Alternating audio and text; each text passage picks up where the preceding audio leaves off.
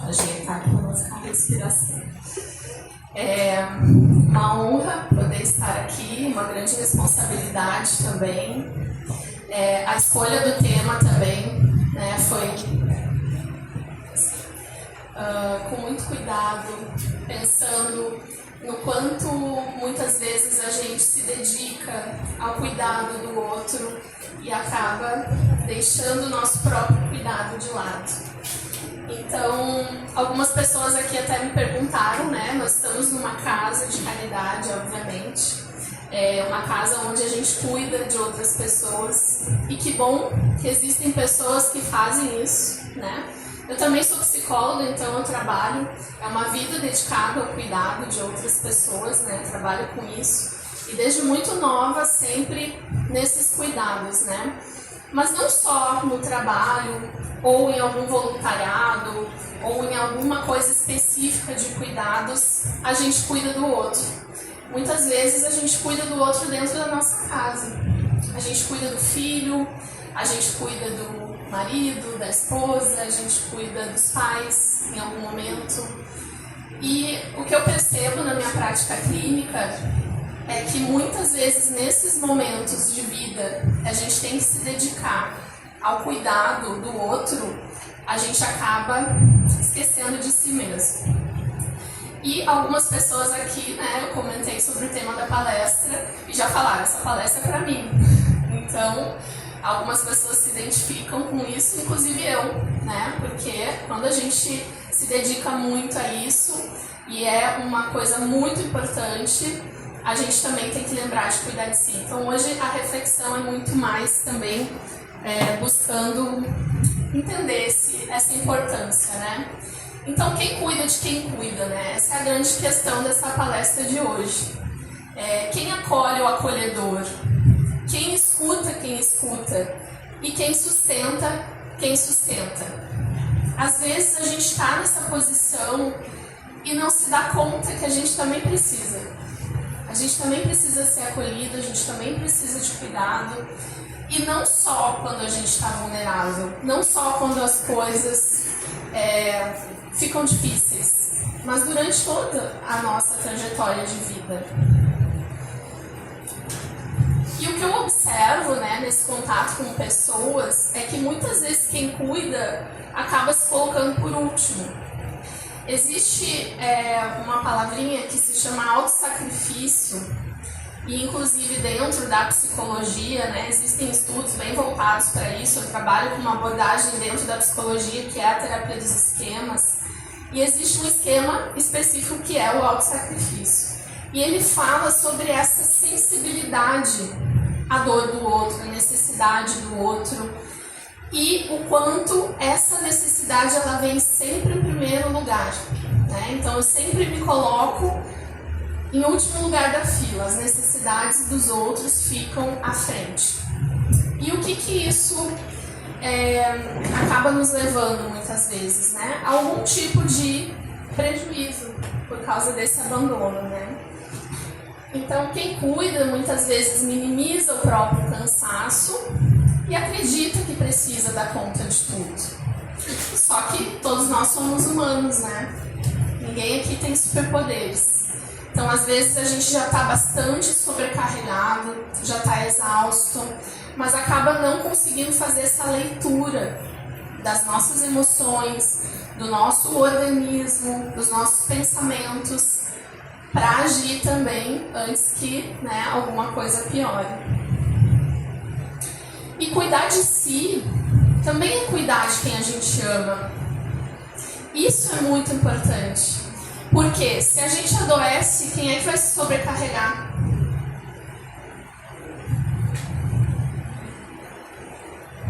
As pessoas que a gente ama, né? Justamente aquelas às quais a gente se dedica muito. Então, principalmente aquela pessoa que cuida muito de todos, né? Na família geralmente tem uma figura mais cuidadora, né? Quando ela adoece, fica todo mundo perdido, né? E agora? Quem somos nós aqui? E eu observo muito isso, né? E às vezes não é só quando adoece, às vezes essa pessoa parte. Às vezes ela vai pro outro plano, né? E aí fica bem mais complicado, né, as coisas para quem não tinha esse equilíbrio, né, no sistema familiar. Então, isso aqui é muito importante, porque às vezes a gente acha que cuidar de si mesmo, quando tem alguém mais necessitado, é uma forma de egoísmo. E não é. É uma forma de também cuidar. Né? E eu nem estou falando só de pessoas doentes ou coisa assim, mas vamos pensar uma mãe com filhos pequenos. Né? A atenção dela, os cuidados são muito mais voltados para aquelas crianças, né? Porque é a necessidade. A criança necessita, né? Então, e a gente vê muito assim, mães exaustas, cansadas, porque não conseguem cuidar de si também nesse processo. E ninguém é insubstituível no que faz, mas é insubstituível no que é. Não existe ninguém igual a você. Não existe. Você é único. No universo, eu sempre falo, né? Cada pessoa é um universo. Nós somos especiais. Não existe ninguém igual. Pode ser que meu irmão, que a minha irmã seja parecido geneticamente, os temperamentos nunca são iguais, né? Então, não existe, né? Se a gente adoecer, se a gente partir, não tem ninguém que nos substitua. A gente sabe isso, né? Então, fazer o que a gente faz, alguém pode até aprender a fazer. Mas ser quem a gente é, ninguém vai saber ser. Isso não tem substituição. Então, o autocuidado, o que ele não é? Né? Ele não é egoísmo, porque eu também estou pensando no outro quando eu estou cuidando de mim. Ele não é vaidade, ele não é fraqueza e ele não é falta de fé. Né? É muito interessante porque às vezes a gente acha, né, que porque eu estou fazendo bem, eu estou cuidando de alguém, eu estou cuidando de outras pessoas, Deus está cuidando de mim, né, de uma forma mais especial talvez, né? E não é verdade, Ele cuida de todos nós da mesma forma. Né? E o que for para acontecer com a gente, vai acontecer. Então, o que a gente puder fazer para se cuidar, né? Então não quer dizer que eu não acredito que Deus cuida de mim se eu for cuidar de mim mesmo. Pelo contrário, né? Eu estou seguindo aquilo que Ele espera, né? Que eu cuide dessa vida que Ele me concedeu.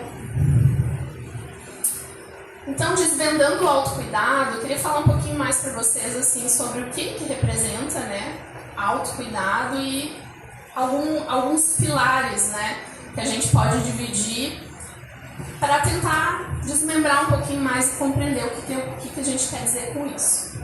Então, a gente tem o físico, o emocional, o social e o espiritual.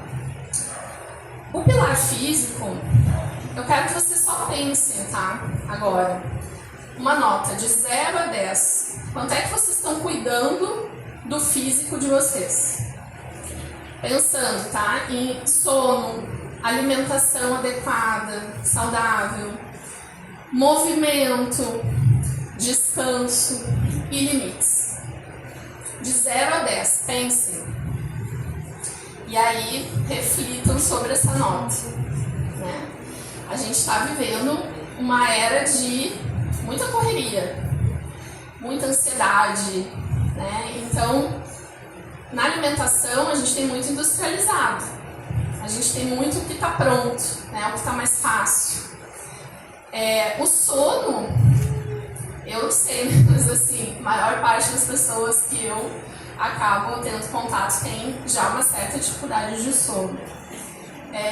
Movimento, como encaixar atividade física, né, dentro de rotinas puxadas, ou dentro do cuidar da casa, do cuidar do outro também. Como encaixar? O descanso e os limites físicos, tá junto. Às vezes eu já estou exausto, né? Mas assim, tem uma casa para limpar, tem coisa para fazer. E como é que eu me permito descansar? Se a gente for pensar, né, acho que as mulheres principalmente podem se identificar mais com isso, né? A casa sempre vai ter coisas para fazer. Sempre. É infinito. Não termina nunca, né? É louça, é roupa, é sujeira, né? Quem tem cachorro, então, né, vai sentir. E aí, onde é que está o meu limite? Eu não vou descansar enquanto eu não lavo a louça, eu não vou descansar enquanto eu não varrer a casa, eu não vou descansar enquanto eu não... E aí, não descansa nunca, né? Vai seguindo, não respeita esse limite. O pilar emocional. Reconhecer os sentimentos. Quem reconhece os sentimentos? Às vezes eu pergunto isso, que assim, né? Eu falo muito com pessoas que estão em terapia. Aí eu pergunto, né? O que você sentiu a respeito de tal situação? É difícil saber, né? O que eu senti? É tão automático a coisa. Eu não paro pra pensar o que eu senti, o que eu pensei. Quais são os pensamentos? É outra coisa que eu pergunto muitas vezes. Quais são os pensamentos que vieram naquele momento? Né? E é difícil a gente ter essa conexão interna, né? Então é muito importante que vocês possam reconhecer isso, os sinais que a mente dá, que o corpo dá. Esse segundo, então, permitir-se pedir ajuda. Quem é que é autossuficiente aqui? Pode levantar a mão, tem dificuldade de pedir ajuda. Ninguém? Todo mundo pede ajuda? Então, né, é isso aí. A gente tem que saber pedir ajuda, né? Mas se eu pedir, eu escuto muito isso, né? Se eu pedir, a pessoa não vai fazer como eu faria. Então, eu prefiro que não faça. Né? Ou eu aprendi a me virar sozinho. Não preciso que ninguém me ajude. Se eu for pedir, a pessoa vai reclamar. Então, eu prefiro fazer sozinho. A gente tem que aprender a lidar com isso, né? Se a pessoa vai achar ruim, se ela vai reclamar, é um problema dela. A gente precisa saber pedir ajuda. Porque isso também é respeitar os próprios limites. Trabalhar a culpa e a autoexigência. Então, e desenvolver a autocompaixão. Até a outra vez que eu conversei aqui, eu falei sobre a autocompaixão, né, que é essa capacidade da gente de olhar para as nossas falhas, olhar para aquilo que não é tão perfeito e conseguir tentar melhorar isso sem ficar se chicoteando, sem ficar ali, né, se culpando porque eu fiz errado, porque eu sou insuficiente, porque eu não sirvo. Então, a autocompaixão é eu aceitar aquilo que eu tenho de coisas a melhorar, mas não me acomodar. A gente tem que progredir, a gente tem que ir em busca, mas a gente não precisa ser tão cruel com a gente mesmo. Né? O desenvolvimento da autocompaixão fala nisso. Eu não preciso me tratar mal. Eu posso falar comigo com amor, como eu falaria com alguém que eu amo. Às vezes a gente está falando coisas ruins pra gente, de uma forma muito agressiva até, e aí a gente tem que pensar assim, eu falaria assim com outra pessoa? Se a resposta for não, tem coisa errada. O pilar social, então, ter uma rede de apoio. O que é uma rede de apoio? É eu não achar que vou dar conta de tudo sozinho. Né? A mesma coisa antes do pedir ajuda. Eu tenho pessoas com quem eu posso contar em situações difíceis. Né? O desenvolvimento do pilar social, ele é extremamente importante. E aí aqui eu esqueci, voltando no pilar emocional, nenhuma nota de 0 a 10 também. Para quanto vocês estão cuidando do emocional. Uma ótima forma de cuidar do emocional é fazendo terapia. Eu sou suspeita para falar, né? Mas assim, inclusive aqui no Centro Holístico, né, tem um grupo de psicólogos e tudo que fazem esse trabalho. Então, ter um momento para a gente olhar para si, entender as nossas angústias, entender aquilo que nos afeta, aquilo que nos machuca, aquilo que a gente gostaria, mas às vezes nem se dá conta. É maravilhoso, é muito bom. Uma nota. E aqui no pilar social, então, ter uma rede de apoio, não se isolar, dividir responsabilidades e permitir-se ser cuidado. Eu escuto, às vezes, as pessoas falarem assim, quando eu fico doente, ninguém faz nada por mim. Eu sou a pessoa que tem que fazer tudo nessa casa. Se eu adoeço aqui, ninguém faz nada. Ficam ainda pior, me tratam mal se eu fico mal. E como que você lida com isso? Como que você comunica a sua necessidade? Como você comunica que você precisa também ser cuidado? Quando você mostra a sua vulnerabilidade para o outro? Então, de 0 a 10, como é que está o pilar social de vocês? Essas notas é só para que vocês reflitam, tá? E o pilar espiritual? Então aqui, dentro da psicologia, a gente não fala em religião especificamente, mas sim de um sentido de vida, de uma conexão com algo maior, de valores e de coerência entre aquilo que tu acredita e aquilo que tu vive, né? Porque também nesse sentido, às vezes a gente acredita em várias coisas, que a gente está numa casa, né, maravilhosa e abençoada que fala, né, da doutrina espírita e que nos traz tantas informações assim sobre como que a gente pode evoluir, como que a gente pode melhorar. E não adianta nada a gente vir aqui, aprender tudo isso, compartilhar, né, e sair daqui e fazer tudo ao contrário, né? Não existe daí a coerência entre o que eu acredito e o que eu estou vivendo. E a gente sabe que dentro de todos os espaços religiosos existem pessoas assim, né? E da mesma forma, existem pessoas que às vezes não estão em espaços religiosos e são também pessoas muito boas, muito bondosas e até conectadas com Deus. Então, para o pilar espiritual, como é que tá? 0 a 10. Acho que o povo daqui já é um pouquinho melhor, né? Quem trabalha aqui na casa. Pelo menos um, né? Se salvando. Então, o desequilíbrio acontece, né, quando um pilar é negligenciado, porque daí o que acontece? Os outros tentam compensar, de alguma maneira. Exemplo, se eu não descansar, eu posso ficar mais irritada, posso sair, né, tô fazendo tudo, mas tô tentando estar com todo mundo. Se eu não pedir apoio, eu posso me sobrecarregar, né, fisicamente, até emocionalmente também. Se eu não tiver um sentido de vida, que é o pilar espiritual traz muito esse sentido, às vezes a vida perde, né, total, aí, né, você entra num vazio. Né? Eu vejo muito isso, assim, às vezes quando falta fé, falta essa conexão, tu se apega em quê em muitos momentos? Né? É uma falta muito grande. Então, por que é importante que as notas ali que eu falei para vocês, de 0 a 10, estejam pelo menos acima do 7 para cada pilar? Para que a gente não tenha essas compensações aí. Tá? E aí, eu queria sugerir uma outra reflexão a vocês. Eu gostaria que vocês só pensassem agora rapidamente nas 5 pessoas mais importantes da vida de vocês. Isso é fácil, né? Podem pensar 5 pessoas que são as mais importantes para vocês. Toma um golinho de água.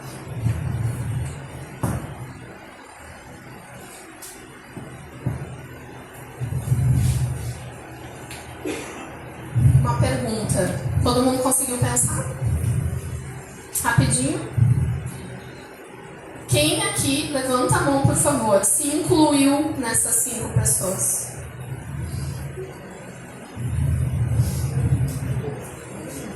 Bem, né, como vocês veem, são poucas pessoas que se incluíram.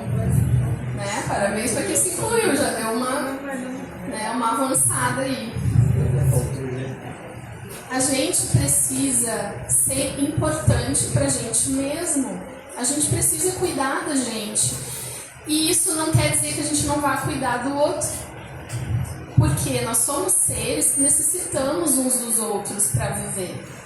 A gente precisa estar juntos, a gente precisa se cuidar, a gente precisa se apoiar. Que bom que tem pessoas que fazem isso. Que bom. Né? Isso é maravilhoso, a gente necessita. Mas a gente também a gente não pode se deixar de fora dessa lista, né? E nem colocar outras pessoas no centro da nossa vida. Não elas sozinhas lá, a gente tem que estar junto. Isso é muito importante. E pensando lá nos pilares e nas notinhas que vocês deram, a reflexão é em qual pilar você está mais negligente? Qual foi o que teve nota menor? Pensem nele, porque é o que vocês vão ter que se dedicar um pouquinho mais. E você cuida de você com a mesma dedicação que cuida dos outros?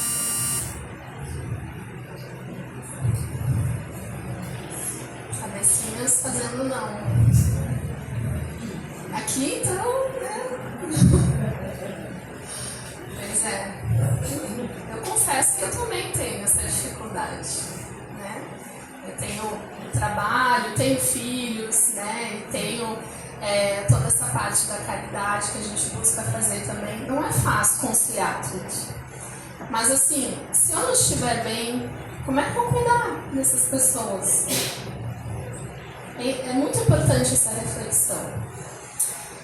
E a responsabilidade afetiva consigo mesmo reduz adoecimentos, evita sobrecarga alheia, sustenta vínculos, preserva a presença. Eu tenho um tio que eu gosto muito e recentemente ele ficou bem doente. Ele está com algumas questões cardíacas que eu não sabia, né? Mas aí conversando com a minha prima que estava mais responsável pelos cuidados dele, ela estava totalmente sobrecarregada. Ela é filha única. Ela precisou sair do trabalho, ela precisou ficar ali dando uma atenção integral a esse pai. E eu perguntei, mas do nada, né? Apareceu tudo isso. Ela falou, não, faz 10 anos que ele tem diagnóstico e ele não se cuida. Ele não toma os remédios, ele não faz a dieta que tem que ser feita, ele não faz nada do que o médico manda. E aí? Sobrecarregou ela. Sobrecarregou a esposa. E a preocupação, né? E aí ele também estava tendo ali, com tudo isso, crises de pânico, né? Estava com medo de morrer. Aí a coisa aperta, né? Então, assim, a gente não precisa chegar lá. Vamos fazer certinhos, né? As coisas necessárias para que a gente possa ficar bem. A nossa saúde é uma das coisas mais preciosas que a gente tem. Sem ela, a gente não faz nada. Né? Então, e até vocês provavelmente aqui já devem ter andado de avião alguma vez, né? Mas assim, lembrando, quando a gente vai andar de avião, os comissários vão lá na frente para dar as explicações de situações de emergência, né?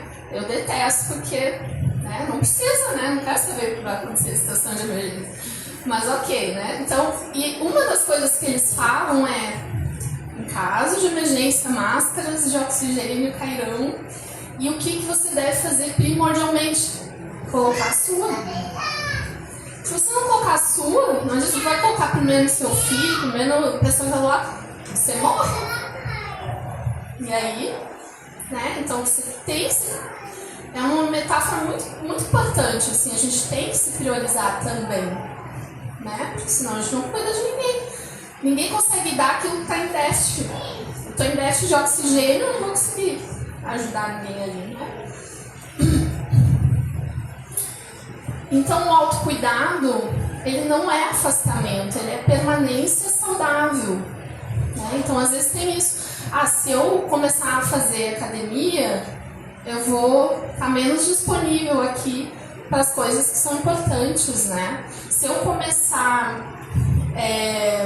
a cuidar mais de mim de qualquer forma que eu precise me ausentar, eu estou me afastando daqueles que precisam de mim. E não. Eu estou cuidando para que eu permaneça ao lado deles por mais tempo. Só que assim, gente, tudo é uma questão de equilíbrio. Eu preciso equilibrar isso. Né? Não é eu só vou cuidar dos outros e não vou cuidar de mim, ou eu só vou cuidar de mim e não vou cuidar dos outros. Eu preciso equilibrar. Então a reflexão sobre a pergunta quem cuida de quem cuida, ela é muito abrangente, né? Mas assim, o que a gente pode pensar, né? Quem cuida de quem cuida? Cuida a rede. Então, se eu estou cuidando de alguém, vamos pensar, né? Em algum momento, minha avó precisou de cuidados da minha mãe. Minha mãe abriu mão da vida dela, assim, de trabalho e tudo mais, para ficar cuidando da minha avó. Quem é que cuidava da minha mãe naquele momento? Praticamente ninguém. Mas quem é que tinha que cuidar, né? Os irmãos, quem tinha que cuidar? A filha, que no caso era eu, que eu morava muito longe, então dava o suporte que era possível. O marido dela, as pessoas que estavam ao redor precisavam cuidar dela. Quem já cuidou de uma pessoa idosa sabe o quão exaustivo e adoecedor isso é. Por mais que se ame, por mais, né? É uma abnegação muito grande. Então, essa pessoa que cuida de outras pessoas lá precisa ser cuidada. Isso é muito importante. Então, quem cuida de quem cuida? A rede precisa cuidar, a rede de apoio dessa pessoa, a consciência dela mesma, que é o que a gente está buscando fazer aqui hoje. Refletir, né? Eu preciso ter a consciência de que eu tenho que me cuidar. É primordial. Mas principalmente cuida aquele que entende que também merece cuidado. Se eu achar que eu não mereço cuidado, eu não vou em busca disso. Se eu achar que eu sou, né, uma pessoa com superpoderes, eu também não vou em busca disso. E às vezes a gente confunde muito o nosso lado mais vulnerável, que todos nós temos, com fraqueza. E não é. É simplesmente humano. Nós somos seres humanos. Então nós temos sim um lado mais vulnerável, né? Que às vezes a gente acessa. Tem pessoas que acessam a sua vulnerabilidade com muita facilidade. E tem outras que não. Né? Principalmente os homens têm uma maior dificuldade em acessar a sua vulnerabilidade, até por uma questão cultural, né? A gente sabe que socialmente os homens agora está se modificando isso, as crianças, os meninos estão tendo uma atenção maior às suas emoções, mas a gente sabe que antigamente ser sensível era destinado às mulheres, os homens tinham que ser fortes, né? Então existia muito até aquilo, o menino não chora, né? Até para as crianças, se a criança chorasse, o menino não chora, né? Então isso era coisa de menina. E nós precisamos aprender a nos cuidar para continuar cuidando. Então, acho que essa é a principal mensagem que eu queria deixar aqui hoje, né? Que a gente não esqueça da gente mesmo. Às vezes na vida, pode ser que alguém aqui nesse momento não esteja cuidando de ninguém, né? Não faça muito sentido isso que eu estou falando, mas essa hora vai chegar. Em algum momento da vida, vocês vão precisar olhar para quem está ali próximo de vocês, né? E para quem trabalha com cuidar dos outros, né? As profissões da área da saúde, as terapias, as pessoas que trabalham, né? Que fazem voluntariados, que fazem trabalhos de caridade junto, né? A obras sociais, religiosas. Essas pessoas, né? Têm essa grande qualidade que é a empatia, que é a sensibilidade à dor do outro, a necessidade do outro, e que é tão importante. Mas também, muitas vezes, isso fica ocupando um espaço gigantesco e ela acaba se perdendo também daquilo que faz bem para ela. Né? Então, em que momento vocês estão dando espaço para aquilo que faz bem para vocês? Em primeiro lugar, vocês sabem o que faz bem para vocês? Além de cuidar do outro, né, para quem cuida, vocês sabem o que faz bem para vocês? Começando por aí, né? O que me faz ficar bem, o que me faz ficar relaxado, o que me faz me desconectar um pouco dos problemas, né? Então, tudo isso são reflexões muito válidas. Eu espero que eu tenha plantado uma sementinha assim, de consciência, de pensamentos a respeito disso, né? E agradeço muito a oportunidade.